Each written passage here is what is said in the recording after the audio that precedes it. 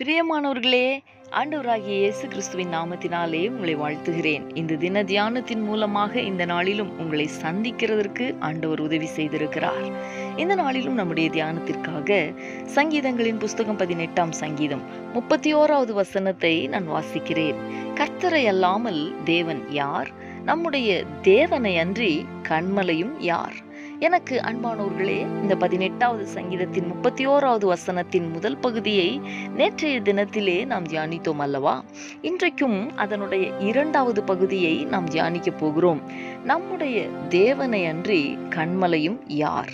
எனக்கு அன்பானவர்களே, இந்த 18வது சங்கீதத்தின் 2வது வசனத்திலே தாவீது இப்படி அறிக்கை செய்திருக்கிறார், கர்த்தர் என் கன்மலை என்று. தாவீதுக்கு மட்டும்தான் கர்த்தர் கன்மலையா என்றால் இல்லை, நமக்கும் அவர் கன்மலைதான். நம்முடைய தேவனே நமக்கு கன்மலை. அவரே அன்றி நாம் சார்ந்து கொள்ள இந்த பூமியில் நமக்கு வேறு யாருண்டு?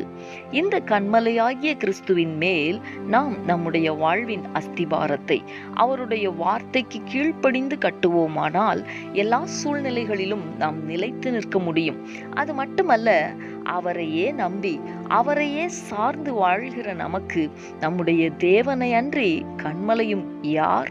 அவரே இக்கட்டில் உதவி, ஆபத்தில் சகாயர், தனிமையில் நல்ல நண்பர், கஷ்டங்களில் கூட இருப்பவர், நெருக்கடியில் உதவி செய்பவர், கண்ணீரை துடைப்பவர், தூக்கி சுமப்பவர், தாங்குபவர், ஏந்துபவர், தப்புவிப்பவர், ஆதரிப்பவர், இன்னும் இப்படி சொல்லிக்கொண்டே இருக்க முடியும்.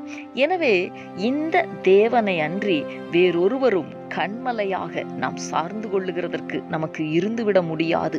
ஆம், நம்முடைய தேவனை அன்றி கன்மலையும் யார்? அவரே நம்முடைய கன்மலை. இந்த கன்மலையாகிய கர்த்தருக்கு நாம் நன்றி செலுத்தி ஜெபிக்கலாமா? எங்களை நேசிக்கிற எங்கள் அன்பின் பரலோக தகப்பனே, ஆசீர்வாதமான இந்த நாளுக்காக உமக்கு நாங்கள் நன்றி செலுத்துகிறோம்.